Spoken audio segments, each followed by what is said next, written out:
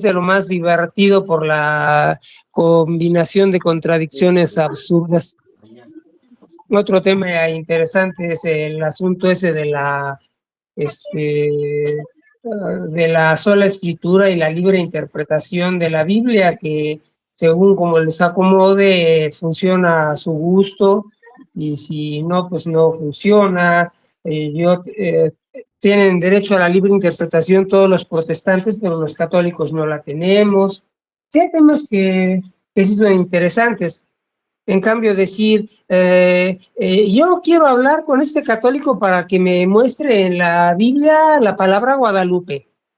Ah, está bueno. Pues esas son aberraciones que no, inaceptables. Entonces, Pues bueno, pues vamos a seguir pensando en con el algo tema ese de la sensato. sola escritura, que es un tema que yo domino bastante. ¿Hoy? Ahí está Yurani, de moderadora, que tome los tiempos y es todo suyo. El tema. O sea Vamos a que seguir con ese tema de la sola escritura. Para conducir, perdón, para conducir. Mejor Luis Gerardo, conductora que Yurani no hay ninguna. Adelante, yo apago el Luis micrófono. Gerardo, te están proponiendo el tema de la sola escritura. No sé si tú lo aceptas.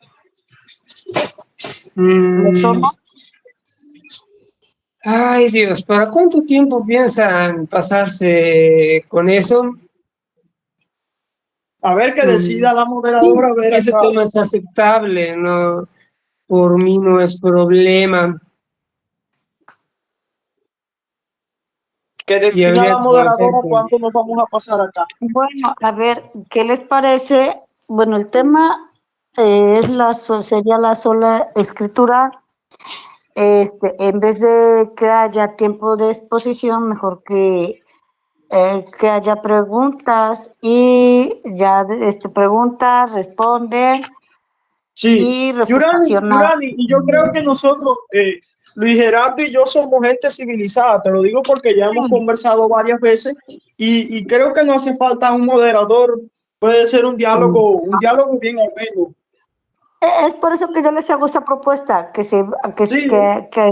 en base a ese tema se hagan preguntas para que se haga un diálogo ameno. Claro, exacto. Y discurso y pregunta y claro. Y adelante. Pues no sé, Luis Gerardo, si él está de acuerdo o no, porque pues tampoco podemos imponer nada. Él también puede decir qué es lo que él quiere, ¿no? Entonces, no sé, ahí ustedes dos pónganse de acuerdo y lo que ustedes decidan. Mira, tengo aquí, lo bueno es que lo tenía a mano.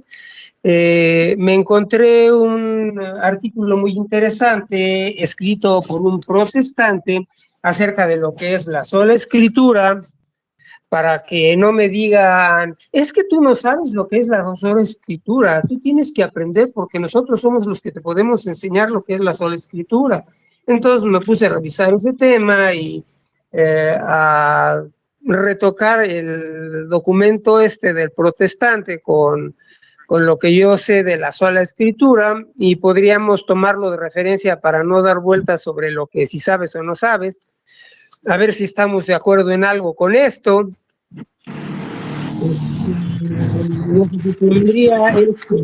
Lo leo.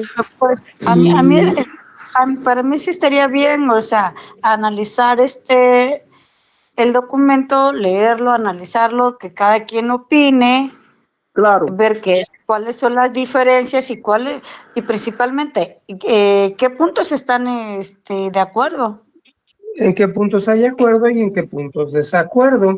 Una manera que te digo podría ser que simplemente lo leo, Vanier toma un papel y en vez de, espérame, quiero hacer una aclaración, simplemente anota, dijo esta tontería, estoy de acuerdo con esto o algo que le recuerde para poder regresarse a los puntos sin necesidad de interrupciones O hacer lo que diría de hacer Luis Toro, por ejemplo, decir, a ver, lee esto, 3 palabras, para, que tengo que hacer un comentario gracioso, 2 palabras, para, fíjense en esto, una aberración. Eso no se hace con la palabra de Dios. ¿Quién hace eso? Luis Toro. Sí, Luis Toro hace eso, y es horrible. Qué bueno que lo reconozcas.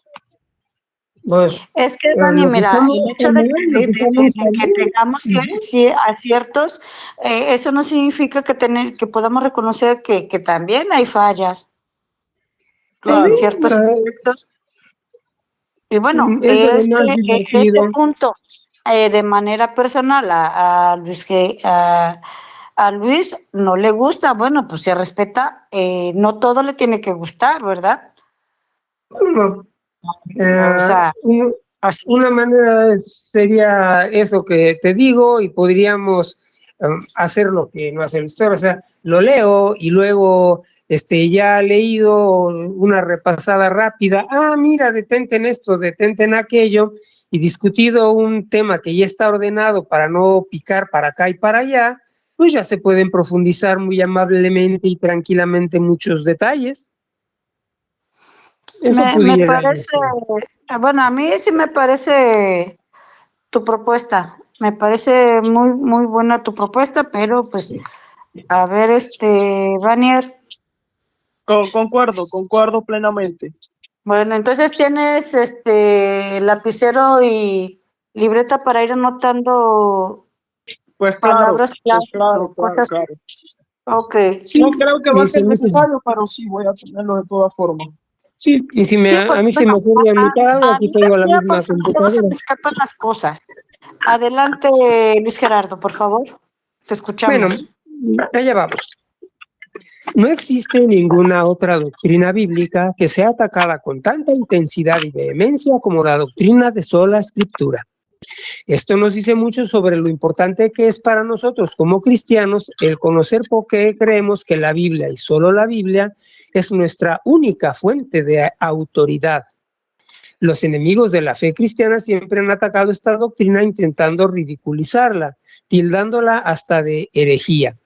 Los motivos y las implicaciones son claros. Si las personas pueden deshacerse de la autoridad de la Biblia, entonces son libres para hacer y creer lo que quieran sin tener que preocuparse por las consecuencias. La palabra de Dios siempre ha estado bajo un severo ataque. Desde el principio de la creación hemos visto esto al ser cuestionada por la primera pareja bajo la instigación de Satanás. Uno de los ataques favoritos de Satanás hacia la palabra de Dios es cuestionarla. ¿Con que Dios os ha dicho? Este sutil ataque hacia la autoridad de la palabra de Dios no es para nada nuevo y se sigue repitiendo día tras día. Este ataque llega de muchas formas y de distintas maneras, pero el común denominador en este ataque es el deseo por cuestionar, redefinir y oscurecer lo que Dios ha dicho de manera clara y sin ambigüedades. Los reformadores comprendieron muy bien lo que estaba en juego en el ataque hacia la autoridad y suficiencia de la palabra de Dios. Para ello tuvieron que acuñar una frase que sirviera como un eslogan con el cual pudieran identificarse todos los llamados protestantes. Esta frase es sola scriptura. Esta es una frase en latín que significa solo las escrituras. Aclaro, la A es el plural en latín. A diferencia de las enseñanzas de la Iglesia Católica Romana, quien afirma que la fuente de autoridad es la escritura más la tradición. No me propongo examinar esta doctrina a fondo, pero sí deseo establecer lo que creo son las bases para entender el significado de sola scriptura. Intentar disipar también los malos entendidos que esta doctrina ha generado entre aquellos que se oponen a ella. Los postulados de la doctrina de sola escritura son los siguientes. Lado negativo, lo que no es sola escritura. Sola escritura no enseña que la Biblia contenga todo el conocimiento habido y por haber en el mundo. 2. Sola escritura tampoco enseña que la Biblia sea un catálogo exhaustivo de todo el conocimiento religioso. Sola Escritura no niega lo que la Biblia enseña acerca de la autoridad de la Iglesia de Cristo para enseñar la verdad divina. Sola Escritura no niega que la palabra de Dios en ocasiones fue hablada de manera verbal. Sola Escritura no rechaza el uso y las formas de ciertas tradiciones. Sola Escritura no niega el papel del Espíritu Santo en la guianza y dirección de la Iglesia. Lo que sí es sola Escritura. Perdón. Sola Escritura nos dice que la Biblia es la única regla de fe para la Iglesia de Cristo, debido a que ella es la palabra de Dios. 2. Nos enseña que no hay necesidad de otra revelación para la Iglesia, debido a que todo lo que uno necesita para ser cristiano se encuentra en las Escrituras y solo en ellas. 3.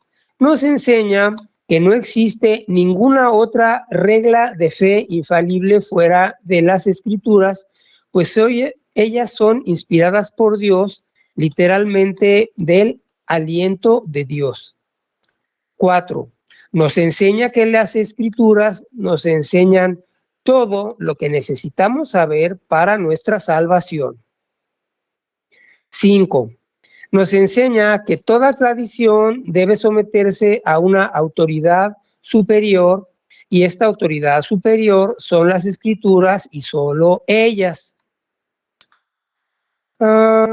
Termina diciendo una cita: escudriñad las Escrituras, porque a vosotros os parece que en ellas tenéis la vida eterna, y ellas son las que dan testimonio de mí, y no queréis venir a mí para que tengáis vida.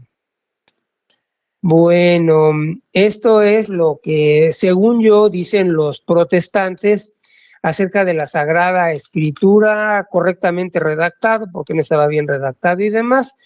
Entonces, hasta aquí, ¿qué observaciones tenemos? En fin de la lectura, pues. Primeramente, hay que sentar las bases de lo que es sola Escritura.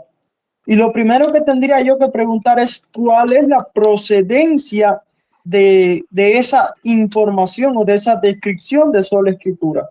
Porque esa descripción en muchas veces acierta el concepto de sola Escritura.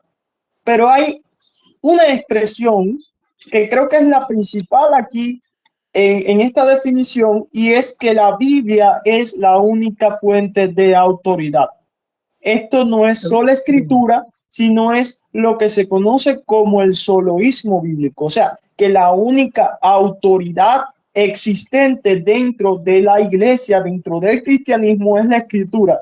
Y todo lo que está más allá de la Escritura sobra. O sea, si tú tienes que citar lo que está en la Biblia, hacer lo que está en la Biblia. Si no está en la Biblia, no puede ser hecho, no puede ser hablado, no puede ser utilizado. Pero esto es lo que se considera como soloísmo bíblico. Permíteme. ¿Sí? La primera frase del documento es: no existe ninguna otra doctrina bíblica que sea atacada con tanta intensidad como la sola Escritura.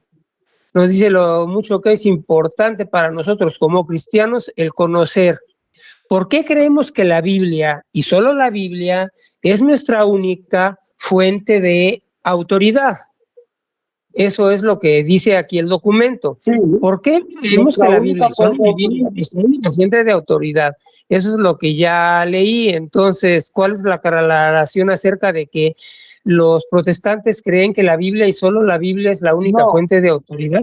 No, eso no. Eso es un soloísmo bíblico. Es soloísmo bíblico. Ahora, el verdadero sentido de la sola Escritura es que la Biblia es la única fuente de autoridad infalible. ¿Por qué? Porque nosotros los protestantes no negamos la tradición como una autoridad. Nosotros los protestantes no negamos el magisterio de la iglesia, los teólogos y maestros preparados como autoridad. Y no solamente eso, sino que tenemos otras, como la razón, otras autoridades como la razón, como la razón, como la experiencia.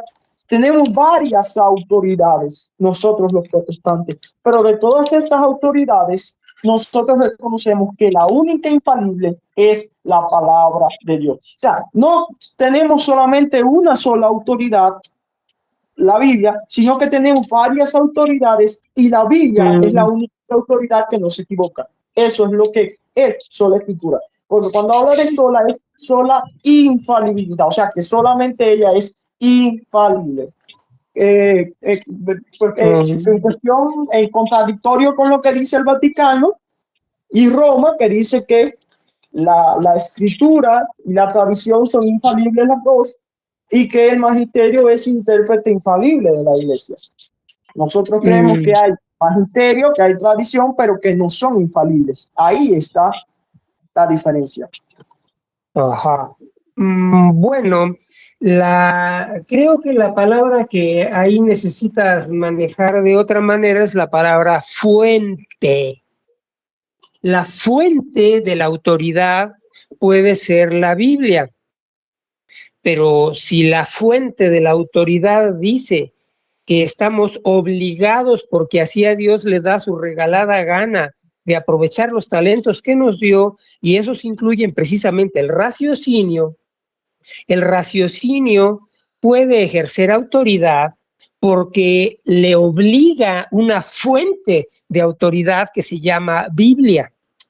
O sea, si yo fuera un protestante, utilizando lo que aprendí en la escuela y lo que sé de lógica y demás, diría, fuente de autoridad. La fuente de la autoridad, fíjate que no es Dios, fíjate que la fuente de la autoridad no es Jesucristo, la fuente de la autoridad no es el Espíritu Santo, la fuente de la autoridad no es ningún miembro de la iglesia, la fuente de la autoridad es la Biblia, porque ella es la única infalible.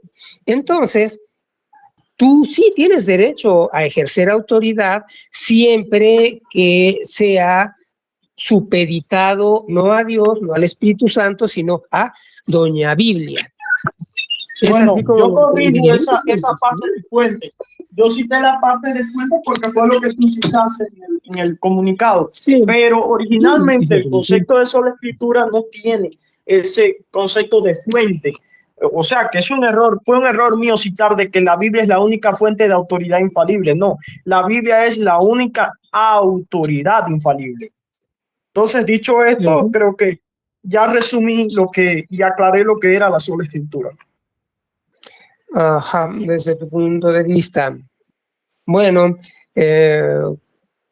eso y el resto de lo que dice de lo que no es y lo que sí es, ¿estás de acuerdo en lo que no es? ¿Y en lo que sí es? O sea, sola escritura no es que la Biblia sea como el libro de los pequeños castores, donde abres tú cualquier hoja y ahí está toda la información sobre todas las tribus del planeta Tierra y sobre todos los animales. Sobre pues todo. Claro que estoy de acuerdo con eso, por eso dije al principio de que estaba de acuerdo con algunas cosas, pero no con todo lo que decía la definición. O sea, yo rechazaba la definición, pero algunas cosas sí estaban acertadas. Sí, estoy de acuerdo con eso. Bueno, digamos que ya tenemos unas bases para poder ver el tema. Digamos que podríamos olvidarnos ya, bueno, lo dejo abierto aquí por si se ofrece repasar algo, pero pues bueno, el primer problema son las cosas que no vienen en la sola escritura. Que no son pocas, bueno, que no vienen en la Biblia, perdón. Lo primero que la Biblia no incluye es el canon de la Biblia. No incluye las atribuciones que nosotros hacemos de los autores. No viene un nombre para la Biblia. La Biblia no incluye la palabra persona como parte de la cultura idioma, literatura, ni nada en absoluto que sea hebreo, la palabra persona no aparece ahí en modo alguno. Entonces, el uso de la palabra persona, por ejemplo, en la Biblia, sobre todo en todo el Antiguo Testamento, es un uso que hacen los traductores para poder facilitarse la vida o para poder darte a entender algo, pero realmente no es válido usar, por ejemplo, la frase acepción de personas en el Antiguo Testamento, porque eso no existe en la cultura hebrea, no existe en su idioma, no existe en el Tanaj, simplemente. Así que es un abuso del traductor facilitarse la vida escribiendo acepción de personas como una traducción válida. Y eso es importante porque la 21ª manera que tenemos actualmente de denunciar el misterio de la Santísima Trinidad es utilizando la palabra persona, que viene como problema presentado en la Biblia, un problema a resolver, pero que nadie puede resolver con sola escritura, porque la palabra persona no existe en la Biblia. Y si hay modo de resolverla sin usar la palabra persona, pues hay que encontrar a alguien que pueda hacerlo con sola escritura. Por ejemplo. Primeramente, o sea, no sé a qué viene lo de persona, no entendí muy bien, pero con respecto al canon y a lo que es la Biblia, sí entendí. Lo que hay que entender es, claro, lo que hay que entender es que no es sola Biblia, no es sola Biblia, es sola escritura. Tenemos que entender, y esto lo tienen que saber todos los protestantes, la Biblia, como la conocemos, surgió un poquito antes del siglo V, en el año, a finales del siglo IV. ¿Con quién? Con Jerónimo de Estridón, que tradujo las escrituras, todas las escrituras del hebreo, del arameo y del griego a el latín, y los unió en un solo libro. Eso, ahí fue donde nació la Biblia. Ahora, no estamos hablando de la autoridad de la Biblia, sino de la autoridad de las escrituras. ¿Por qué? Porque aunque la Biblia surgió a finales del siglo IV, ya antes del siglo IV existía lo que se consideraba como escritura. O sea, la escritura, había la escritura como norma de autoridad. Entonces, estaban las cartas de los apóstoles, estaban los evangelios, estaban las cartas, estaban los evangelios, estaban los hechos, estaba el Apocalipsis, estaba el Antiguo Testamento. Y aunque no estuviera todo eso unido, eran escrituras inspiradas e infalibles y eran autoridad en la iglesia, aunque todo no estuviera unido en un solo libro, como sucedió a finales del siglo IV con Jerónimo. No sé si me entiendes. No hay necesidad de un canon para que el principio esté vigente. Canon, principio. Hay autoridades legítimas e ilegítimas, espurias, advenedizas. Yo lo que estoy diciendo es que si hablamos de escrituras, sí tengo que saber cuáles son esas escrituras. Si la palabra canon te provoca escozor o alguna otra clase de problema, puedes omitirla. Por ejemplo, podemos usar la palabra lista. ¿Cuál es la lista correcta de sagradas escrituras? Omite canon. Ya, o sea, de las sagradas escrituras, el Antiguo Testamento ya fue definido, por ejemplo, por los hebreos. O sea, lo que era creído en el lo que era creído por el Antiguo Testamento por los hebreos. Bueno, cuando entramos en el Nuevo Testamento, ahí tenemos los criterios digamos, de canonicidad del libro. Y era ver la paternidad del libro. O sea, no escoger un libro y decir, claro, no escoger y decir, este libro es canónico, no. Tú tenías que ver la procedencia de ese libro, y si ese libro fue escrito por algún apóstol o por alguna persona cercana a los apóstoles, bueno, entonces ese libro es canónico porque solamente los apóstoles fueron utilizados por Dios mediante la inspiración. O sea, el apóstol Pablo escribió una carta a los corintios. O sea, los apóstoles eran los encargados de traer la revelación bíblica, eran los agiógrafos. Esa carta, como agiógrafo, llegó a la iglesia de Corinto y permaneció como autoridad en Corinto. En el siglo I, siglo II, siglo III, esa carta permaneció como autoridad en la iglesia de Corinto. O sea, no es venir y decir arbitrariamente esto es palabra de Dios, esto es palabra de Dios, esto es palabra de Dios, sino que siempre se creyó que las cartas de los apóstoles eran palabra de Dios porque fueron escritas por los propios apóstoles, recibidas por las iglesias como una autoridad.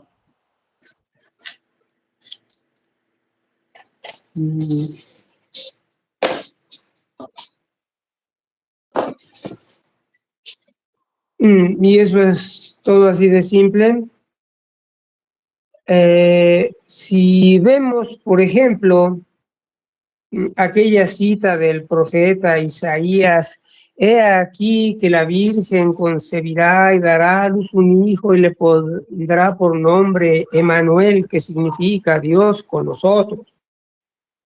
Cuando Lucas cita al profeta y usa el apárcenos, la palabra virgen, la palabra apárcenos la toma de la Septuaginta, porque el Tanaj no dice virgen, dice doncella. Y si dice virgen es porque citó la Septuaginta, porque era lo que usaban y lo que tenían, y hay un montonal de citas de la Biblia, del Nuevo Testamento, que están tomadas de la Septuaginta. Entonces, si resulta que los apóstoles tenían como escrituras y como autoridad la Septuaginta completa, ¿qué razón habría para que yo, como católico, acepte que un protestante me diga que los hebreos, después de que vieron lo que era el cristianismo y que decidieron llevarle la contra, entonces decidieron quedarse con su canon corto y rechazar la Septuaginta para que no la pudieran usar en su favor los cristianos? Yo no tengo ninguna razón para aceptar como canon lo que los hebreos aceptaron y para descontinuar lo que ellos decidieron rechazar después de que se terminó la Biblia. Eso es anacrónico, ya no tenían ninguna autoridad para opinar al respecto, porque nosotros ya habíamos tomado como Biblia lo que habíamos decidido tomar y ya estaba definido. Así que, habiendo tomado la Septuaginta, Jesucristo, los apóstoles y la iglesia, después de ellos en el siglo IV, pues no queda mucho por discutir acerca de el canon de los hebreos, de los masoretas, que yo sepa, porque no es cierto que la Biblia metió libros en el Concilio de Trento, solo los ratificó de manera dogmática para parar las discusiones.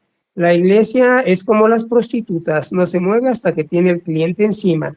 O sea, cuando ya no les quedó otro remedio, fue cuando dijeron, está bien, ya dejen de jeringar, con eso definimos como dogma este canon, dogmáticamente, pero el canon ya estaba desde el siglo IV. Entonces, ¿tú me puedes dar alguna razón para que yo rechace la Septuaginta? El problema no es rechazar o aceptar la Septuaginta. El problema es los judíos del siglo I, de la época de Cristo, del año del año 1 al año 70, aceptaban los libros deuterocanónicos, porque ya estamos como que saliendo del tema a lo que es los libros deuterocanónicos, pero bueno, y a lo que es el tema del canon. No, pero vamos a responder esta pregunta. Sí, claro, vamos a responder a esta pregunta para ya meternos en lo que es si el magisterio y la tradición son infalibles, sí o no, y ya entonces seguir con el tema. Pero bueno, vamos a responder. Los judíos del siglo I ciertamente tenían la Septuaginta por necesidad. O sea, la Septuaginta por necesidad porque era la única traducción en el idioma que ellos conocían, que era el griego. Ahora, tenemos una evidencia del siglo I de que los judíos no reconocían los libros deuterocanónicos. ¿Y dónde encontramos en esta referencia? En Flavio Josefo. Flavio Josefo es un historiador judío del siglo I, antes del concilio de Jamnia, que te dice los libros que los judíos reconocen como inspirados por Dios, y da una lista de los libros y no aplica allí los libros deuterocanónicos. Entonces, tenemos que los judíos, tenemos un testimonio de un judío que dice que los judíos no aceptan los libros deuterocanónicos. Entonces, ahí ya creo que ya está solucionado el tema del canon y del canon largo, del canon corto, y ya podemos entrar en primeramente, porque ¿qué pasa? El Catecismo Oficial de la Iglesia Católica dice que tanto la tradición como la Biblia son infalibles, o sea, son inspiradas y son infalibles, y que el magisterio es intérprete infalible. Por eso yo propongo, empecemos primero en ver si la tradición es infalible, es una autoridad infalible, para después entrar en el tema de si el magisterio es infalible o no. Bueno, yo diría que si es un pequeño detalle que no se puede dejar de lado, sí lo puedo dejar para después, eso es lo de menos, pero dejándolo para después no quiere decir que lo olviden.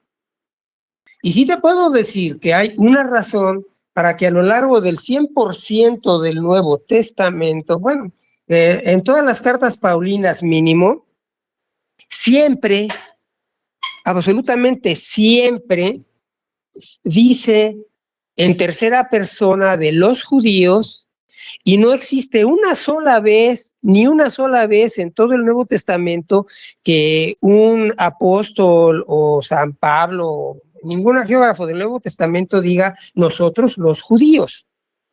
Entonces, si estamos de acuerdo en que ellos, los judíos, no aceptaban toda la Septuaginta, estamos de acuerdo.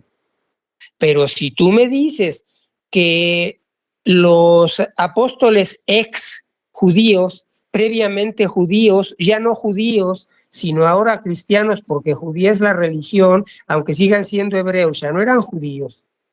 Me dices que ellos tampoco aceptaban la Septuaginta, porque aquellos tercera persona, los judíos, no lo aceptaban, entonces no estamos de acuerdo ni podemos estar de acuerdo, a menos que ella es la manera de demostrarme que de repente todo el montón de citas que hay de la Biblia, del Nuevo Testamento, validando la Septuaginta, no son válidas, o como me salió un ser semi-humano con que, bueno, pero es que el hecho de que lo citaran como escrituras no significa que sean escrituras inspiradas, solamente eran escrituras y pues las citaban porque estaban allí, pero no es que las aceptaran como inspiradas. Oh, sí, maravillosa defensa de la sola escritura. Entonces, la dejamos para después a la Septuaginta y los deuterocanónicos. La pregunta, claro. La pregunta es, ¿en alguna parte de la Escritura Jesús o los apóstoles citan algún libro deuterocanónico? Bueno, ese es un hecho. Se puede mencionar las citas que hacen de los deuterocanónicos para ejemplificar. Aquí no tengo muchas, creo que son nada más unas 12. Pero bueno, para muestra basta un botón. ¿Cuántas quieres? Sí, por favor, la cita, Jesús o algún apóstol citando explícitamente los libros deuterocanónicos. A ver, ahí sí te sirve tu papelito. Hebreos 11:35. Unos fueron torturados, rehusando la liberación por conseguir una resurrección mejor. El único lugar en el Antiguo Testamento en que encuentras referencia a esto es Segunda de Macabeos 7:1-29.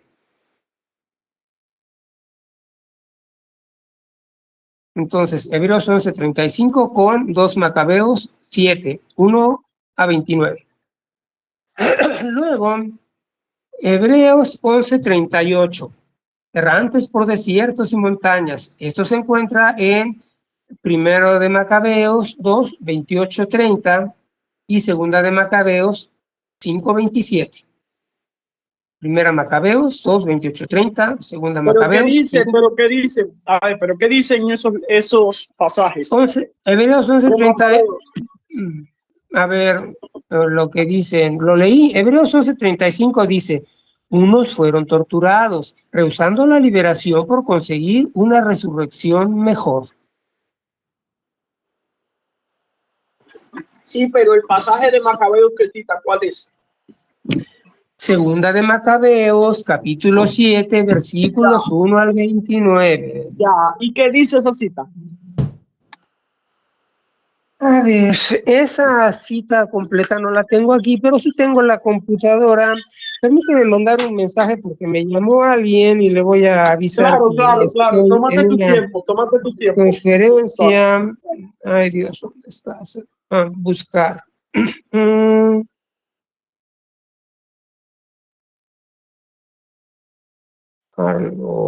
Carlos. Achillones. Según yo estoy en WhatsApp. Sí, es WhatsApp. No. Canales. Es que estoy en canales y no en chats. Perdón. Ando perdiendo el tiempo con bobadas. Si es que luego este amigo tiene problemas que sí, son urgentes. A ver. Te hablo luego. Estoy en un debate. Ya le mandé el mensaje. No me regreso para acá.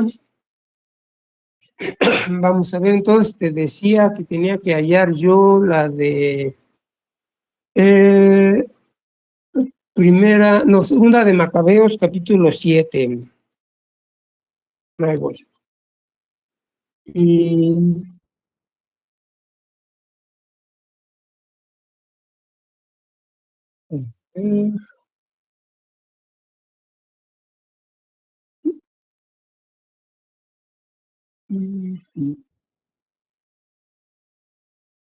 Tengo unas 30 pestañas abiertas, así que se pone un poco lento, pero 2 Macabeos 7.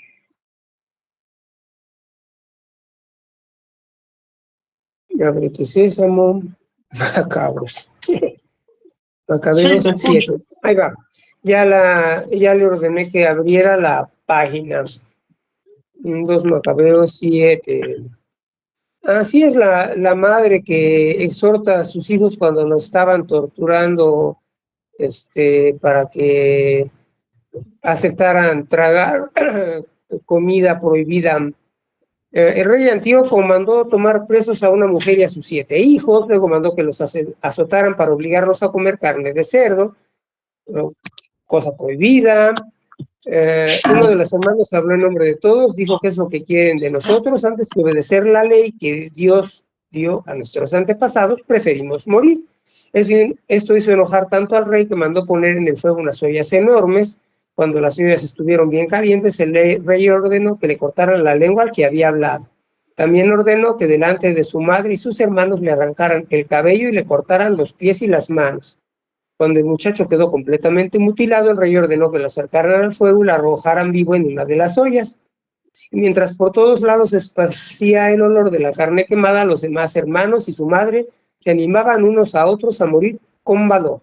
Se decían, el Dios Todopoderoso nos está mirando y seguramente tendrá piedad de nosotros. Así lo afirmó Moisés en su cántico cuando reprendió al pueblo de Israel por su desobediencia. Dios tendrá piedad de sus servidores. Le siguió haciendo lo mismo. Cuando estaba a punto de morir, le dijo al rey, asesino, podrás quitarnos la vida, pero Dios, el rey de este mundo, nos resucitará y nos dará la vida eterna. Dios hará esto por nosotros, pues morimos por obedecer sus leyes. A ver, déjame revisar el texto para encontrar la cita exacta. Sí, unos fueron torturados rehusando la liberación por conseguir una resurrección mejor. Esa parte es la que dice, aquí está. Cuando el joven murió, empezaron a torturar al cuarto, y cuando ya estaba a punto de morir, le dijo al rey, ¿qué importa morir a manos de los hombres? Cuando uno tiene la esperanza de que Dios lo resucitará, para ti, en cambio, no habrá resurrección. Entonces, lo que yo sé... a ver, Luis, es que eso no es una cita. O sea, yo no te estoy pidiendo eso. Yo te estoy diciendo, como decía Cristo, como bien dice la Escritura en los Salmos, como bien dice el profeta Isaías, como bien dice tal profeta, porque eso es, digamos que algo que se parece, este texto se parece a este texto, intenta buscar una relación entre ellos. No, no es eso lo que te estoy pidiendo. Te estoy pidiendo, tú quieres una fórmula normalizada, litúrgica, que ratifique dentro del mismo texto que lo que se está haciendo es citar una escritura para poder desechar todo lo que no diga lo demás. Todo lo que no incluya eso ya está desechado. Esa es la idea. Sí, pero mira, a ver si te das cuenta de lo que estás haciendo. Ya dijiste sí, no hay más. ¿Cómo? A ver si te das cuenta de lo que estás haciendo. Este texto se parece a este texto, por lo tanto voy a hacer una relación entre ellos. Y no es lo que se te está pidiendo. Se te está pidiendo el caso, por ejemplo, de Cristo. Así dice el profeta Isaías, o así dice el libro de los Macabeos. Así dice el libro de Tobit, así dice el profeta Tobit, así dice el profeta Baruch, así dice el profeta Jeremías en Baruch. Eso es lo que te estoy pidiendo. No te estoy pidiendo que intentes hacer una relación entre lo que dice Hebreos, el escritor de Hebreos, y Macabeos. Permítame un momento porque me está hablando alguien más. Tocaron a la puerta. Un momentito. Claro, adelante. Mientras tanto voy a saludar a Freddy, que no sé si lo saludé, y a Iván Roberto. Bendiciones, saludito desde Argentina. Bendiciones, belleza. Ya atendí la puerta. Gracias. Acá está moderando Durani, Durani es la moderadora. Bueno, como dije, ya de Isaías, cuando San Lucas dice que la Virgen concibió y dio a luz un hijo, lo hizo citando la Septuaginta, porque es la Septuaginta donde dice Virgen. Hecho apelístico. Pero eso es citando Isaías. Sí, lo que te estoy citando es que de la Septuaginta. Lo que te estoy pidiendo es que en alguna parte, a ver, la pregunta es, en alguna parte de la Biblia, Jesús o los apóstoles o lo que sea, citaron algún libro de los deuterocanónicos, dijeron, así dice Macabeos, así dice el libro de Tobit, así dice el libro de Baruch. ¿Existe eso? Es lo que te estoy preguntando. Porque Isaías yo lo reconozco como inspirado por Dios. Y Isaías lo reconocían los judíos como inspirado por Dios. Ahora, lo que no reconocían eran los deuterocanónicos.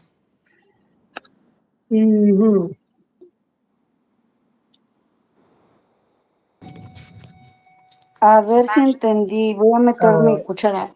Lo que tú quieres es en el Nuevo Testamento encontrar una cita bíblica referente a los deuterocanónicos. ¿Es eso, Daniel? ¿Me puedes repetir de nuevo? Que se fue el internet y no escuché bien. Lo que tú quieres es encontrar en el Nuevo Testamento una cita de los deuterocanónicos. Alguien que cite explícitamente los deuterocanónicos, o sea, como Jesús hizo en el libro, claro, como Jesús hizo en el libro de los Salmos está escrito tal cosa, así dice, como dijo el profeta Isaías, tal cosa. Eso es lo que pido, que alguna persona del Nuevo Testamento en el tiempo de Cristo ha dicho, así dicen las escrituras en el libro de Baruch, de Tobit, de esta mujer que le cortó la cabeza al general. Eso es lo que estoy pidiendo.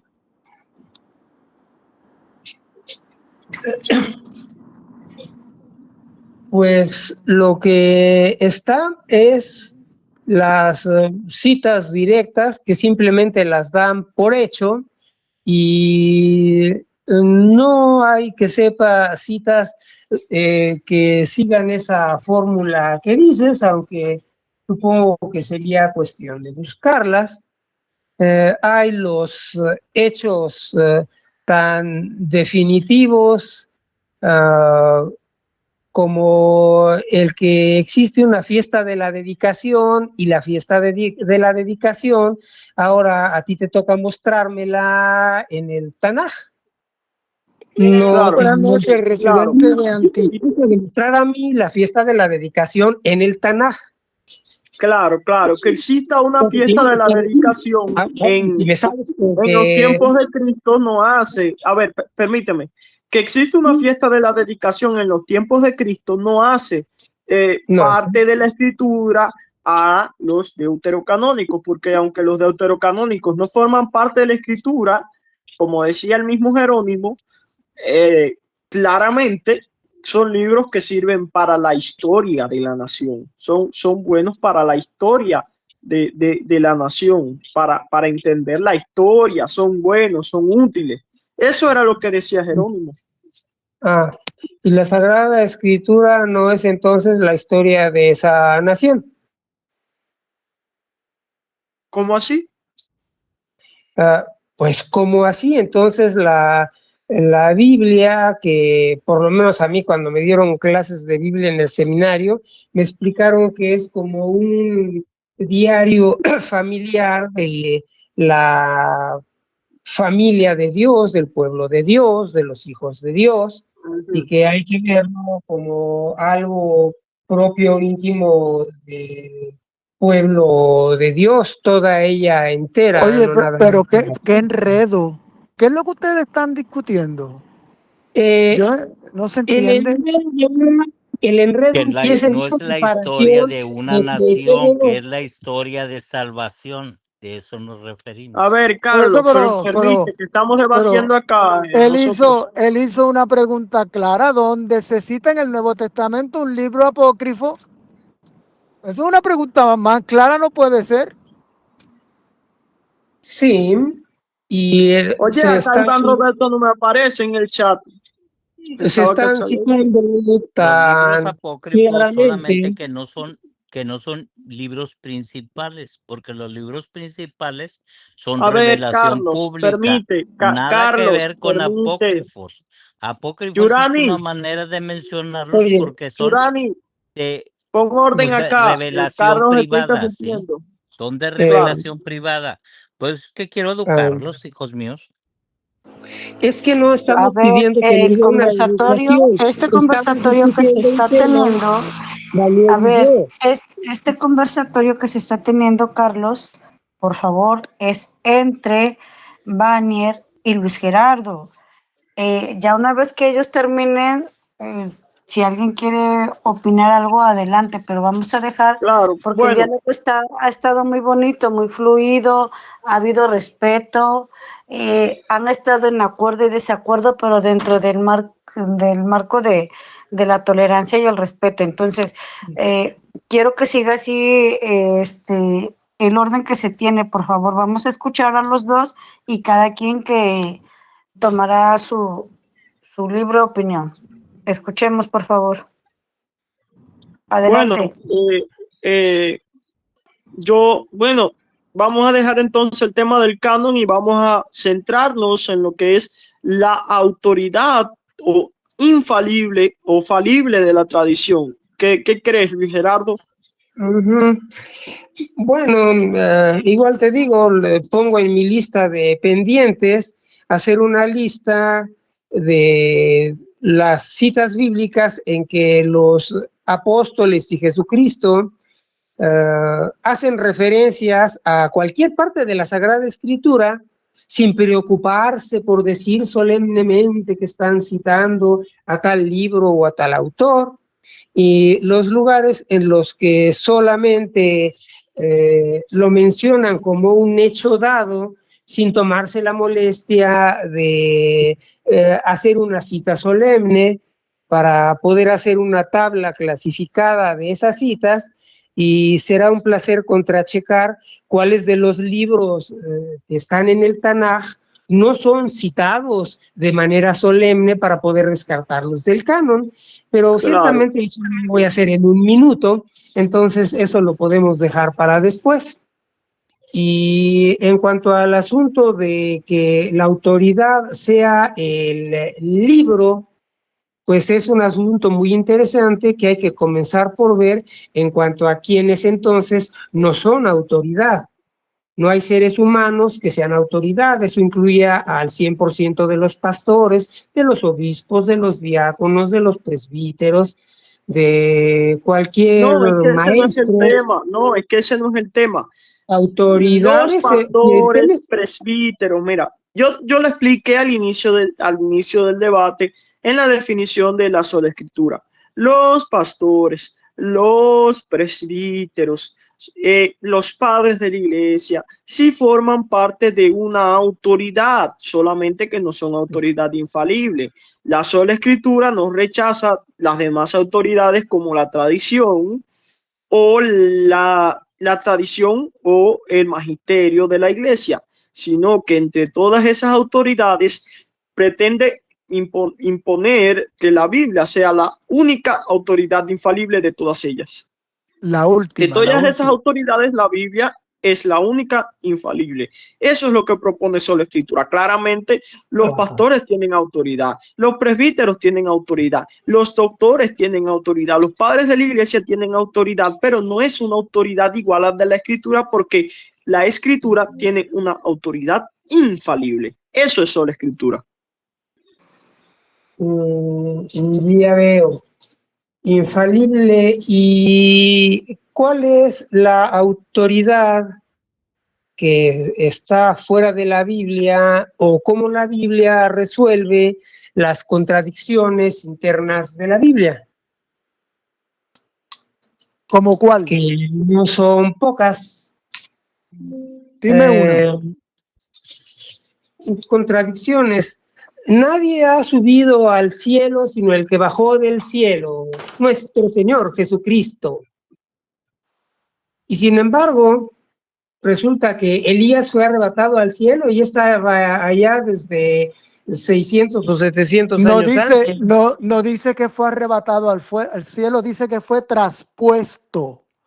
Los judíos, porque después dice la fecha de la muerte de Elías. Dice que fue traspuesto, no dice que subió al cielo. Dime otra contradicción. No dice que subió al cielo. Fue traspuesto. Es que cuando tú interpretas, a ver, cuando tú vas al sentido, es que no entiendo la pregunta. ¿Cómo se explica ¿cómo se explica las contradicciones que tiene la Biblia? Por eso que diga una, ya acaba de decir una y no ya invalidada. ¿En qué se contradice la que Biblia? diga Cuando otra. tú vas al sentido original de lo que quería decir el texto, cuando tú vas al sentido original de lo que quería decir el texto, por ejemplo, Jesús sabía claramente de que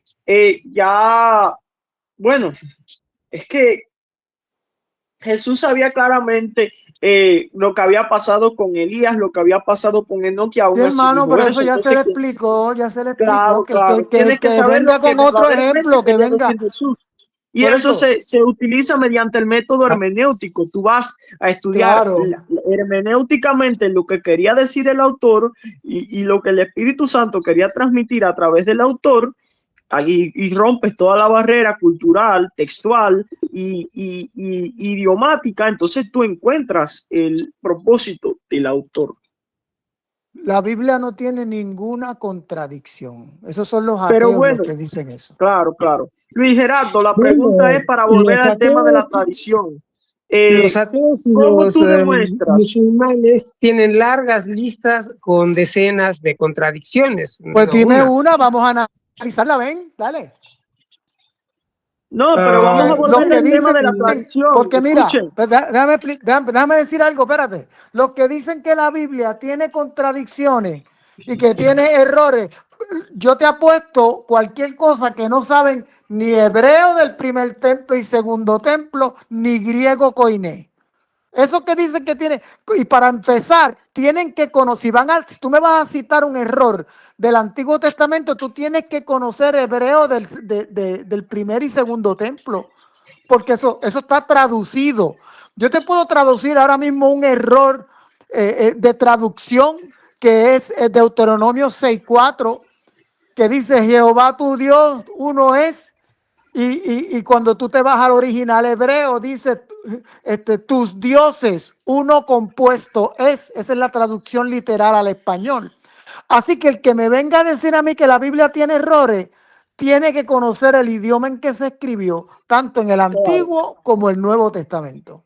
Claro, pero la Biblia no tiene ningún error.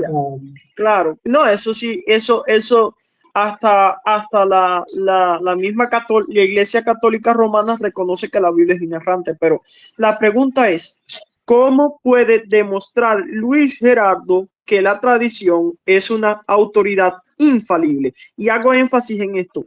¿Cómo puede demostrar Luis Gerardo de que la tradición es infalible?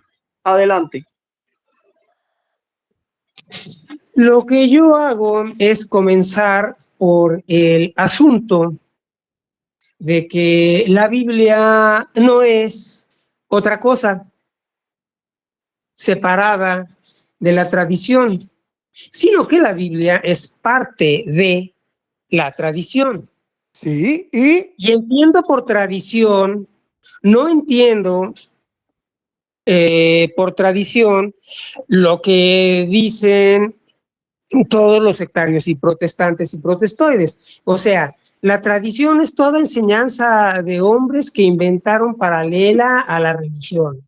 No, mi hijo, no, eso estás equivocado. Tranquilo. Pero mira, pero espérate. Él tiene que identificar a qué tradición se refiere, porque está en una tradición que es la tradición apostólica, donde están los apóstoles, está Cristo, la presencia de Cristo, los apóstoles, y esa tradición es una tradición fiable. La tradición que no es fiable es después de la muerte de los apóstoles, porque empezaron las opiniones humanas a entrar. Ya desde el siglo II empezamos con disparates y no estaba un Pablo para corregirlo. Claro, por eso tenemos un credo de los apóstoles, que eso no falla. Creo en Dios Padre, todo eso está establecido, lo que cree la iglesia. Pero desde el segundo siglo, cuando tú te pones a leer a la historia de un tal Calixto, que era obispo de Roma, y Seferino, los disparates son a montones. La tradición apostólica, que los apóstoles que presentaron a Cristo, esa no falla. Esa no falla, porque esa es la escritura. La Escritura recoge la tradición apostólica. Las 14 cartas de Pablo, ¿qué son? Cartas de Pablo, Juan, Lucas, esa es la tradición apostólica. Ahora, la tradición del siglo IV en adelante, cuando la iglesia de Roma se establece, ya esa tradición no es nada fiable. Nada fiable. No, y de hecho, mira, yo tengo, yo tengo claramente hay algo ahí, mira. Los apóstoles trajeron la palabra inspirada de dos maneras. Una fue oral y una fue escrita. La palabra escrita se preserva por el tiempo. Por eso Pablo escribe una carta y la iglesia la mantiene sin alterarla y la mantiene sin alterarla y la mantiene sin alterar la carta y la mantiene sin alterar la carta. Y eso pasa sucesivamente.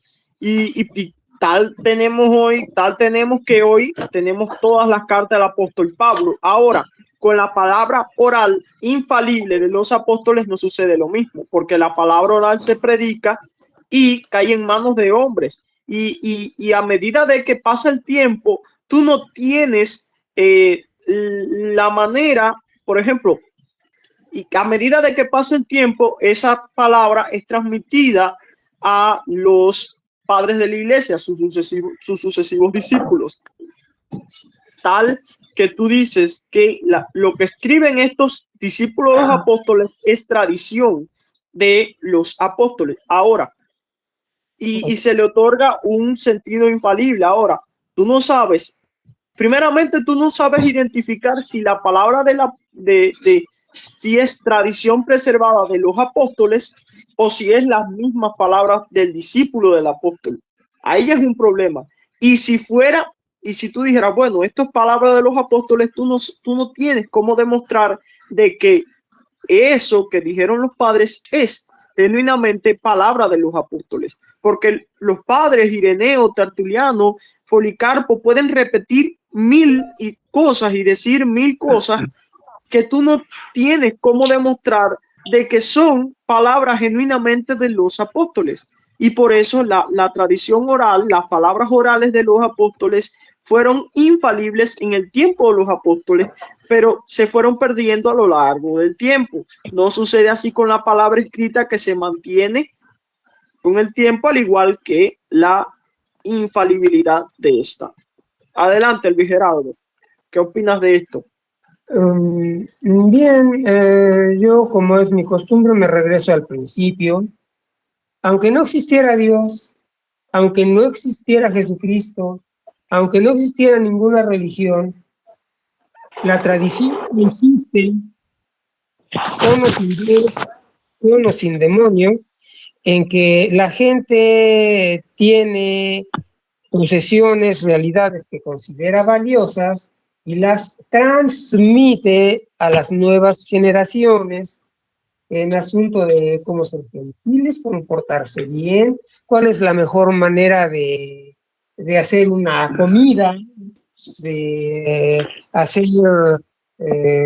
cualquier cosa, decir, acá me enseñó una señora que resulta antipática, pero existe y tuve que tratar con ella, me dijo, para que no se te peguen los huevos en la sartén, lo que tienes que hacer es que ya que esté caliente el aceite, rocíale sal y así no se te va a pegar el huevo y no se te va a romper la yemita, va a quedar redondita.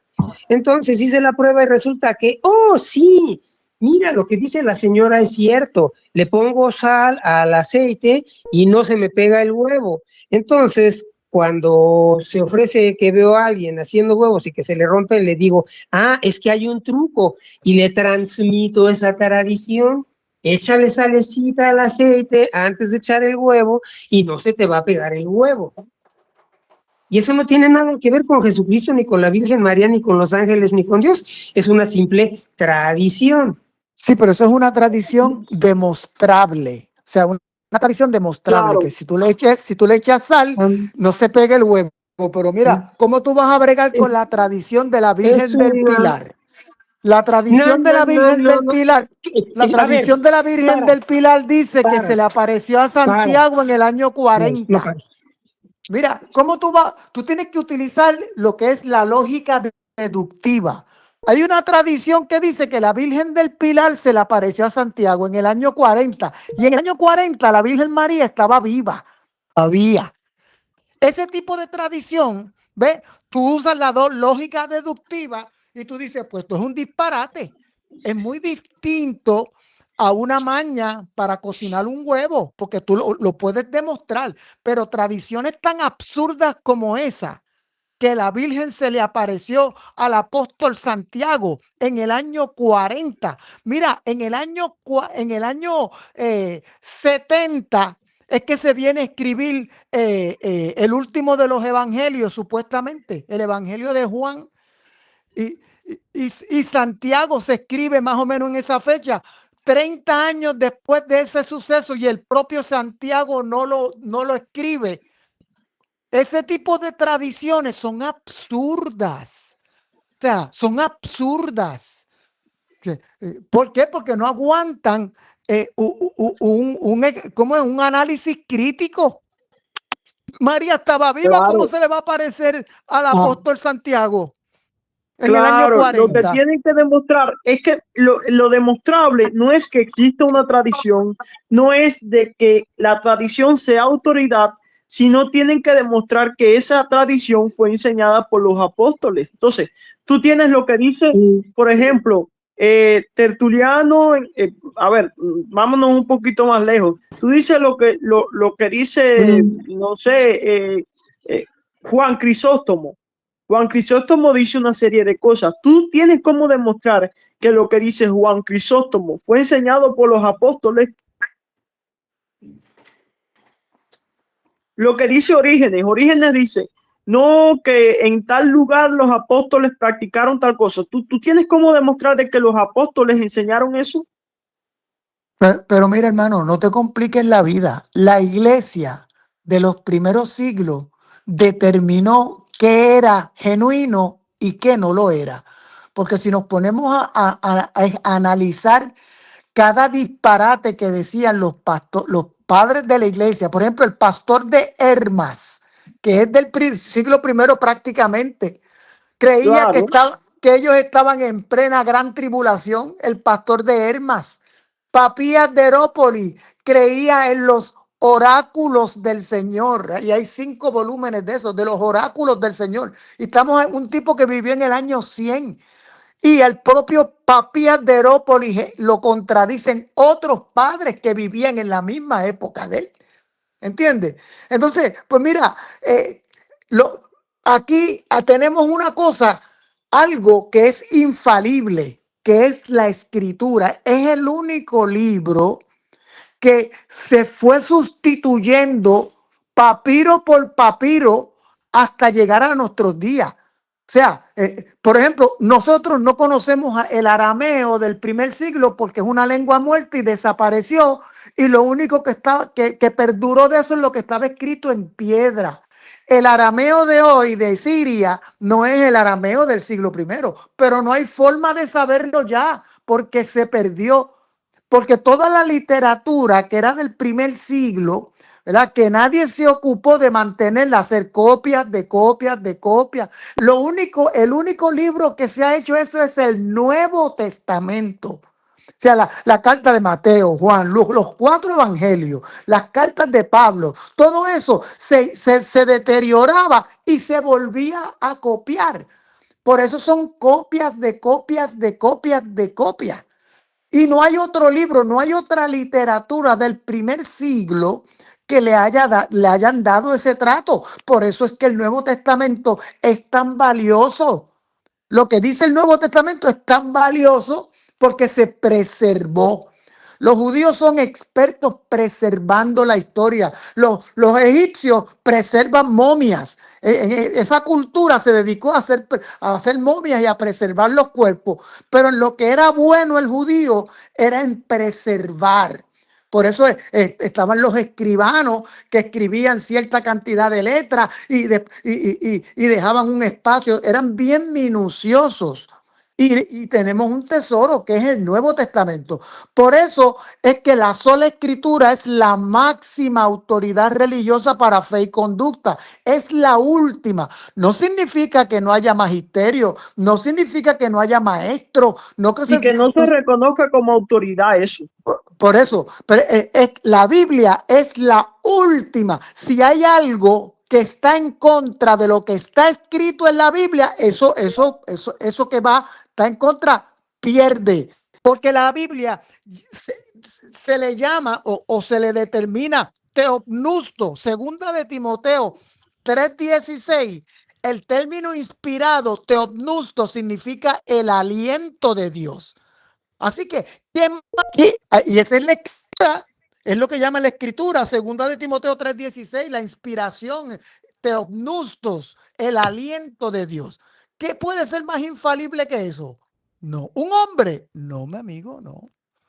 No, esa es la palabra de Dios, por eso yo soy sola escritura, porque es la última regla de fe y conducta, porque no hay otro libro que se haya preservado. Se dañó una hoja. Tú coges la historia de Mahoma. Mira, ¿sabe cuándo se escribió la historia de Mahoma? 700, 800 años después de su muerte. Y ¿Vas a terminar oral. O no vas a terminar? ¿Vas a terminar o no vas a terminar? Déjalo que hable, Iván. Eso ya. Iván, déjalo que hable.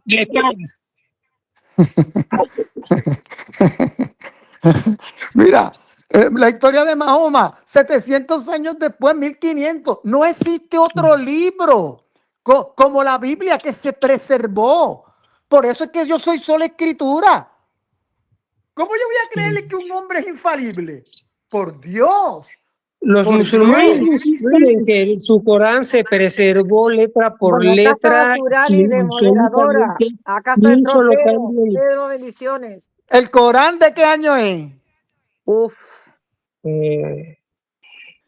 608. ¿Importa que el Corán sea de una fecha o de otra del 670? Mira, mijo, el Corán es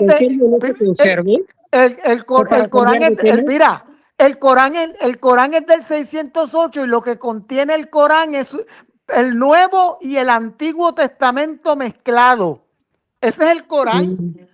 El Corán te dice, el que te hiere en la mejilla derecha, ponle también la izquierda.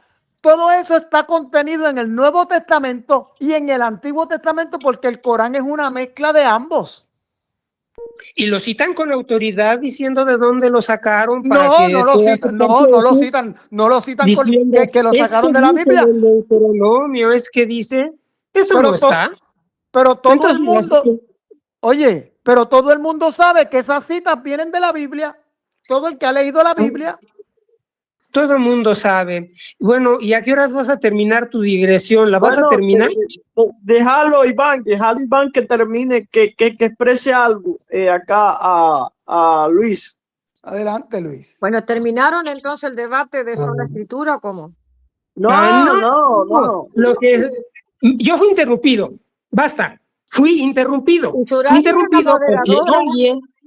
yo fui interrumpido porque alguien ya sabía lo que yo iba a decir. Y aprendan esto, me detienen, me paran porque es obvio lo que va a decir, cualquiera lo sabe y es hora de que yo lo interrumpa e intervenga y bla, bla, bla, bla, bla. Entonces yo nada más tengo una pregunta: ¿qué es lo que iba yo a decir cuando fui brutalmente interrumpido?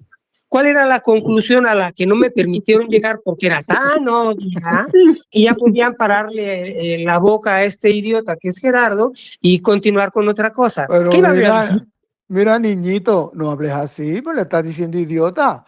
Tienen que mantener el orden. Muñequito, contrólate. Le estoy diciendo qué es lo que iba yo a decir. Por favor. Después siguen los otros, terminaban el debate y bueno, después seguían otro tema. Pues sí, ¿qué iba yo a decir sobre la tradición? Es así de simple. Cuando me interrumpiste, ¿qué iba yo a decir? No, yo no te interrumpí. No estoy hablando de Ana. Yo fui interrumpido. Yo estaba hablando acerca de la tradición, estaba definiendo la tradición, y me dijeron, oh, es que es una tradición comprobable. Ay, pero deja el chisme, ve al grano, deja el chisme para las viejas. Entonces, ¿qué es lo que iba yo a decir cuando me interrumpiste? No dale tú, al Ana, grano, dale al grano, deja de llorar. Vamos a escuchar, por favor, no interrumpan. ¿Por qué se perdió el orden? Me interrumpiste porque ya sabías lo que iba a decir, entonces ay, pregunto qué iba a decir. Vas a dejar de llorar, deja de llorar, ve al grano, ¿qué es lo que vas a decir? Dale. Bien. Si estoy partiendo de que la gente transmite lo que considera valioso y lo hace pasar de generación en generación, nosotros tenemos las Sagradas Escrituras porque hay una comunidad que ha transmitido como tradición la Biblia de generación en generación y nos ha dicho, esta es la palabra de Dios. Y esa comunidad a la que yo le acepté su testimonio de que esta es la palabra de Dios fue a la Iglesia Católica. Tradición. Entonces, primer punto, la Biblia es parte de la tradición. No es otra cosa, solo es la parte escrita de la tradición. No opongo yo, ni acepto que me opongan, Biblia contra tradición, porque la Biblia es tradición. Amando tanto los adjetivos, la Biblia es tradición escrita. Infalible si tú quieres, pero es tradición como sustantivo.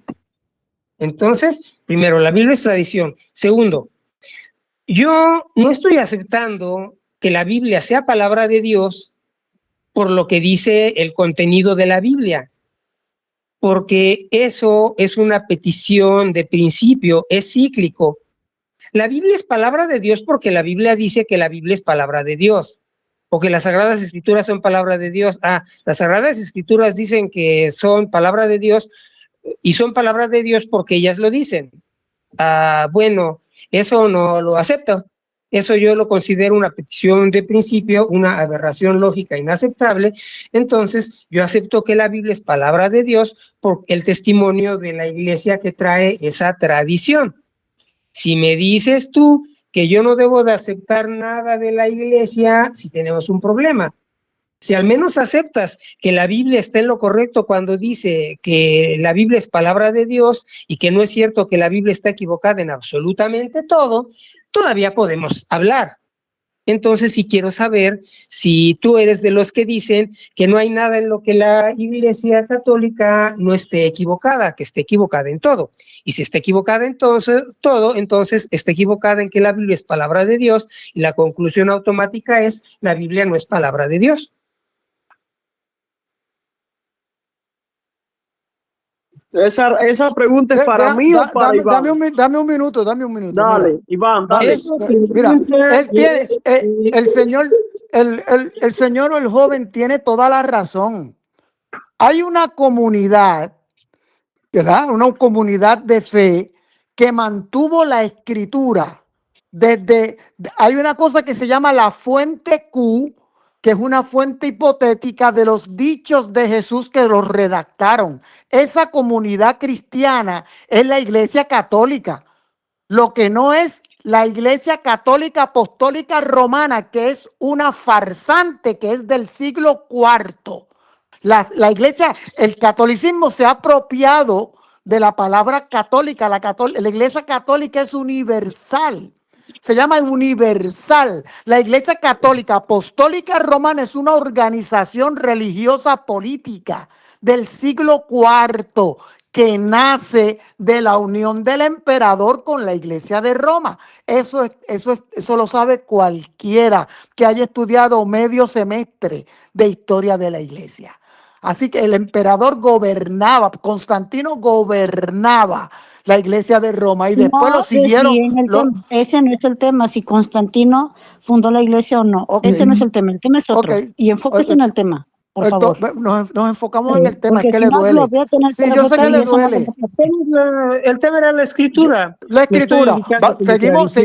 Seguimos en la escritura. Esa comunidad mantuvo esa tradición apostólica, ¿verdad? Entonces, si tú quieres ser esa iglesia y tú pretendes decir, después de que han pasado tantos años, que tú eres iglesia y que lo que tú dices, tú tienes el depósito de la fe y tú puedes hacer doctrina basándote en que tú eres la iglesia y que tienes el depósito de la fe, estás bien mal. ¿Por qué? ¿Por qué estás mal? ¿Por qué estás mal? Porque la iglesia que determinó qué cartas eran canónicas y cuáles no, esa iglesia ya no existe. ¿Por qué? Porque esa iglesia tenía la fuente que tenía esa iglesia ya no la tiene la iglesia del siglo IV ni del siglo V. La iglesia del primer siglo tenía la fuente Q, la fuente L, la tercera carta de Corintios, la segunda y tercera carta de Efesios. Tenía Mateo en hebreo. Tenía una serie de documentos, y además había presenciado a Cristo y los apóstoles.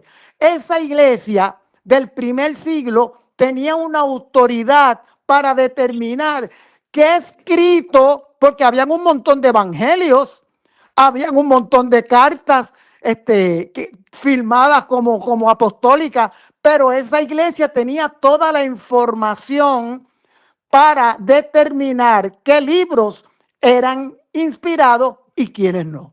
Por eso el canon del Nuevo Testamento, los 27 libros del Nuevo Testamento, ya estaban desde el año 200 y pico. Ya estaban. ¿Cómo yo lo sé? Pues la fácil, las Vetus latinas tienen los 27 libros del Nuevo Testamento. Las traducciones africanas tienen los 27 libros del Nuevo Testamento. Eso es mucho antes que la Vulgata del 380 de Jerónimo. Pero pues yo confío en el canon por la Iglesia Católica, no por la Iglesia Católica Apostólica Romana. De hecho, en el siglo segundo es cuando se empieza a agrupar el canon en respuesta a Marción, al hereje Marción. Entonces, es en el siglo segundo que empieza a agruparse el canon. Porque Marción tenía su canon. Marción tenía su canon bíblico. Y contra Marción se agrupan los 27 libros del Nuevo Testamento. Además, antes del canon existía la escritura, no toda la escritura unida, pero existía la escritura como autoridad en la iglesia. O sea, las iglesias tenían las cartas de los apóstoles, aunque no estaban condensadas en un libro, pero sí tenían las cartas de los apóstoles. Por eso es que no se viola la sola escritura ahí. Por eso es que el Nuevo Testamento es la palabra de Dios. Estoy hablando del Nuevo Testamento y del Antiguo Testamento, pero estamos más dándole énfasis al Nuevo Testamento. No hay otra autoridad superior a esa. Es infalible totalmente porque viene de Dios. Viene del siglo I, cuando Cristo habló, los apóstoles estaban. Los apóstoles que compartieron con Jesús. Que Jesús se siguió apareciendo en 2 Corintios capítulo 15, dice Pablo que se le apareció a más de 500 que estaban juntos. O sea que Jesucristo se continuaba apareciendo y corrigiendo las creencias. Esa iglesia de la segunda mitad del primer siglo es incomparable.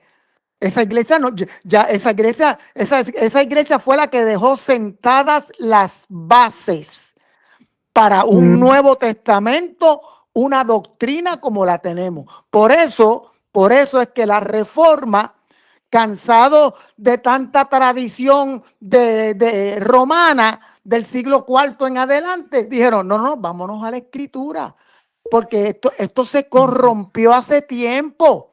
Mira eso del purgatorio, es un disparate. Eso no está, que la veneración a María, nada de eso estaba en los primeros 3 siglos. Nada de eso estaba en los primeros 3 siglos. Nada. Así que la pregunta para Luis Gerardo, por favor. lo que consideramos como tradición puede corromperse, o sea, lo que dejaron los apóstoles como palabra oral puede corromperse al volverse una tradición y ser pasada de boca en boca por los años, ¿sí o no, Luis? No hay nada que no pueda corromperse. Si no se nada. escribe, si no se escribe, se corrompe. Si no se incluso cada texto bíblico, cuando lo toma el demonio en sus garras, lo corrompe. Y el credo también lo corrompe. Así que no hay nada que no sea corrompible y por eso hay que tener mucho cuidado. Como en perdóname, lo que está escrito no se corrompe. Espérate. Si yo digo que la tierra es redonda, se quedó redonda. Iván, espérate, un momento, Iván. La otra pregunta para Luis Gerardo es... A Iván ni siquiera lo veo, no sé por qué no aparece aquí en la... Claro, no, está raro porque yo tampoco lo veo acá. Yo tampoco lo veo, Iván. ¿No más se oye su voz? Está ahí, pero no se ve, ¿quién sabe por qué? Es que lo que pasa es que Iván vive conmigo, por eso que ustedes no lo ven. Entonces se fue con la voz mía. Está bueno. Pues mira, te digo una simple cosa. Dentro de la Iglesia Católica, el día de hoy, ay, qué amable, gracias. Resulta que en el credo decimos tranquilamente: creo en el Señor Jesucristo, Hijo único de Dios. Y mi credo, como dogma, me obliga a creer que Jesucristo es el Hijo único de Dios. Pero tú ve y pregúntale a cualquier católico, ahorita salte y, oye, usted es católica, dígame, todos somos hijos de Dios. Y la católica, junto con el Papa Francisco, te va a decir que todos somos hijos de Dios. Oye, pero ese no es el tema. ¿Por qué la señora no te corrige a ti? Te dice, mira, ese no es el tema. Usted no está hablando del tema. Dile a la señora que te corrija como me corrigió a mí. Ya, claro, yo soy moderadora. No es que sea el tema. Es que preguntaron si se podía corromper. Está bien, pero usted está hablando de algo que no es del tema. Ese no es el tema. Y yo dije, no hay nada que no se pueda corromper, y eso incluye la palabra de Dios. De la corrupción. Era el tema de que si se puede corromper, sí, claro, sí se puede corromper. Mire, puse un ejemplo nada más. Mira, él dice, perdóname, él dice que la palabra de Dios se puede corromper. ¿Usted sabe lo que es los hallazgos de Qumran? No lo sabe, ¿verdad que no? No lo sabe. Oye, si lo supiera, si lo supiera, no hubiera dicho ese disparate. Mire, eso yo lo leí en la revista Duda antes de que existieran las computadoras personales. Si se pudiera corromper la palabra de Dios, Qumran demostró lo contrario. De antes de que existieran las computadoras personales. Yo le pregunté que si conoce el caso de Qumran, pero no sigue hablando encima de mí. ¿Por qué habla encima de mí? Yo le pregunté que si conoce el caso de Qumran. No lo sabe porque lo sabe. Para empezar, el tema era entre Luis Gerardo y Vanier. Yo no sé por qué usted se está metiendo. Señora, usted me corrige a mí porque yo me desvié del tema y a él no lo corrige. Mira, la palabra de Dios no se puede corromper, es incorruptible. Ya, Luis, pero me permitió. Yo tengo suficiente. Yo tuve suficiente. Cuando quieran hacer un debate, van a crear un grupo con las personas que vamos a platicarlo y no van a incluir a... Oye, pero es que tú te impones hablando. Si vamos a hablar con Iván, pues entonces no vas a invitar a alguien más. Pero no te impongas. Tú te impones hablando duro, más duro que los demás. Te estoy diciendo que te saliste del tema de la escritura. ¿Eres tú, Iván? El que está hablando eres tú. No, ahora, pero el que estaba hablando era él. ¿Qué usted quiere? ¿Que yo me calle para que él hable? ¿Qué usted quiere? ¿Que yo me calle para que él hable? ¿Eso es lo que usted quiere? Sí, obviamente es lo que quiere. El tema es con Vanier. Claro, pero sí, porque tú me significa que yo no puedo hablar. Significa que yo no puedo hablar. Freddy no ha hablado. Sí, eso significa porque no estás invitado al debate. No estás invitado, nadie te invitó. No tienes por qué meter tu cuchara. tú no tienes autoridad en este canal o tú eres el que mandas este canal, Luis Geraldo. No, soy yo. Tú eres el que mandas aquí. Tú eres el que mandas aquí. A ver, soy yo la dueña Yo del acepté chat. platicar A con ver, Vanier. Pues tú no puedes decirme que yo no puedo participar, Sí, es podés ella. participar, pero espera, déjame hablar un segundito, Roberto. Escucha, como el debate era entre Luis y Vanier, bueno, y empezaron a hablar otros temas que al final quedaba fuera de lo que ellos querían debatir, que era la sola escritura, y Vanier, bueno, queda callado y te da paso Iván. Entonces, Luis, ¿querés seguir con Iván Roberto o querés seguir con Vanier? ¿O te da lo mismo? Digamos que si es uno contra uno, prácticamente me da lo mismo. Exacto. Y pienso que tenemos a medias el asunto de la sola escritura finalmente. Bueno. Ya conociendo las mañas y las calañas, pues ya veo qué material se tiene que juntar. Bueno, entonces que siga Iván Roberto con vos y listo, porque Vanier como quedó callado, que siga Iván Roberto. Pero sí, pero mira, tenemos que aclarar algo. Él dice que la palabra de Dios es corruptible. No, y la eso palabra de Dios no es corruptible, es un disparate terrible. Para que tengo miedo, que Dios me castigue, que Dios es espíritu y es el creador. No. Mira, le pregunto sobre el caso de Qumran. Tomamos tiempo sobre ese tema entre Iván Roberto, pero eso sí, Iván, respetalo a Luis y Luis que te respete. Y por favor, respétense mutuamente, es lo único que pido. Bueno, acá los dejo con el debate prendido porque ya se me acabaron los datos. Claro, Dios les bendiga. Vanier tiene problema. Así que ya ha sido un placer compartir con ustedes y acá los dejo Luis Gerardo y encendí el fuego y aquí ustedes lo van a continuar. Luis Gerardo y Iván Roberto, dos grandes. Adelante. Vanier, te queremos mucho. Surani también te quiere. Luis, Dios te bendiga. Te queremos mucho. Adiós, niño. Surani, por favor, tenés el timón. Así que vamos, adelante. Bueno, a ver, yo aquí para empezar tengo que iniciar con una pregunta. Iván está de acuerdo en respetar y no interrumpir, porque eso se da mucho y yo no me voy a meter en esos asuntos de que se estén interrumpiendo. Yo no lo veo, Iván, a Iván Roberto tampoco lo veo, por eso hice ese chiste que vive conmigo. Porque ¿cómo es posible que no lo vea? Y tampoco lo ves y nadie lo ve. Yo no lo veo, o sea, es un fantasma. Me parecía. Roberto. Sí, aquí estoy. ¿Y dónde estás que no te vemos? No sé, de verdad, algo han hecho con mi imagen, porque de verdad que... Yo no te hice nada. Sí, yo dije, ¿cómo? No te crees tan importante, no te vamos a tocar porque no eres tan importante. Tú tranquilo, que no te hacemos nada.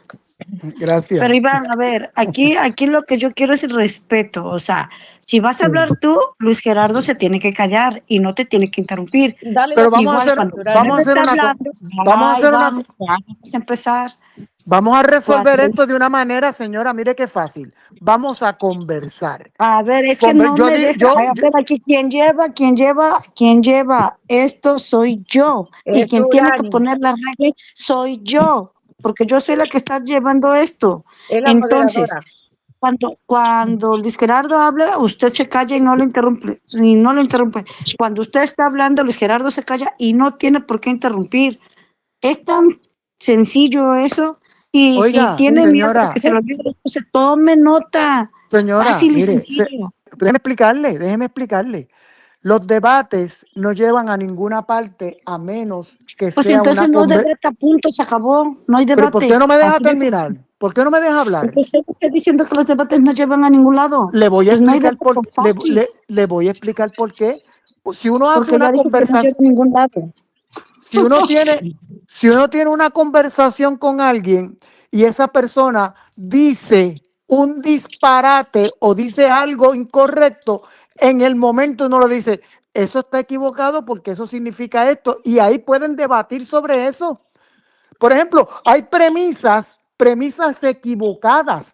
Por ejemplo, cuando él dice, La Iglesia Católica estaba en ese tiempo. Yo le corrijo. La Iglesia Católica es una y la Iglesia Católica Romana es otra. ¿Entiendes? Ay, Eso es yo una lo premisa. corrijo, eso es mentira de Satanás. Y le voy a hacer otra corrección. Le voy a hacer otra corrección. Sí, es ¿Me mentira. escucha? Mentira de Satanás. ¿Dónde está la prueba? ¿Quiere que le dé las pruebas? Vamos a las pruebas. A ver, ¿se puede callar un segundo? ¿Se puede callar un segundo? No me da la gana. No me da la gana. No me da la gana de callarme. Pues entonces quédese ahí alegando solo. Mentira de Satanás sin prueba. Mentira de Satanás sin prueba. Ay, ay, ay, se me fue Yurani. No, ya se Pues fue. porque, mira ella, eso es una mentira de Satanás y después no puedo hablar, ella va a seguir hablando. No que me lo pruebe. Yo se lo pruebo que la iglesia del cuarto siglo no es la iglesia del primer siglo. Fácilmente. Diciendo lo que dicen todos. ¿Diciendo qué? ¿Diciendo qué? Ustedes son unos idólatras porque tienen imágenes. No, yo no iba a decir eso. Tienen doctrinas que son, el bautismo es una doctrina, el bautismo de niños es una doctrina. Pero es que yo no he dicho eso lo dices tú. Eso lo dices tú. Yo es lo que dicen ustedes, no es lo que digo yo. Tú estás hablando conmigo, no con otros. Tú estás hablando conmigo, Iván, no con otras personas. Yo te digo que tu iglesia católica es del cuarto siglo, porque en el cuarto siglo en adelante es cuando el emperador empezó a gobernar la iglesia. La iglesia antes del siglo IV era perseguida. Hubieron 10 persecuciones. En el año 313 está el famoso edicto de Milán, donde acaba la persecución. Y cuando acaba la persecución, el emperador gobierna la iglesia. Y esa es tu iglesia católica apostólica romana, gobernada por el emperador. Sí, eso así dices. Que no te vengas. O sea que de repente un tipo llega a gobernar la iglesia y la iglesia dejó de ser la iglesia y pasó a ser otra cosa porque un tipo vino a gobernar.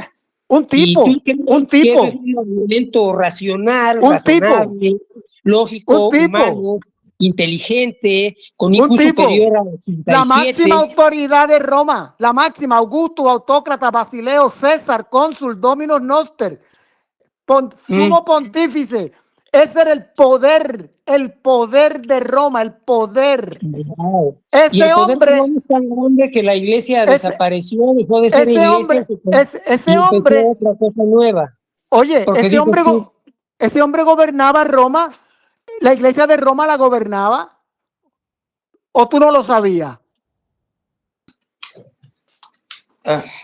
Sé que Roma tiene gobernantes y sé que no importa cuántos gobernantes le pongas a Roma, la iglesia no desapareció en la nada con un...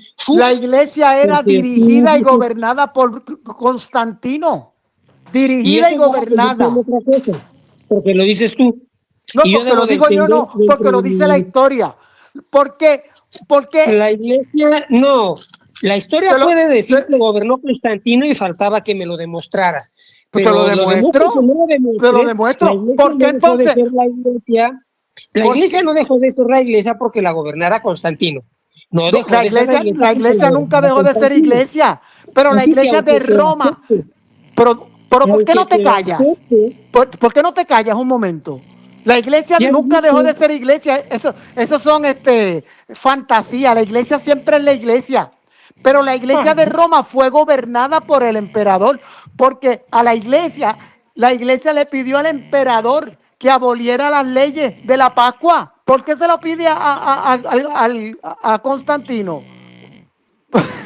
¿Por qué la iglesia? Porque ya no es más debate. Dale, bendiciones.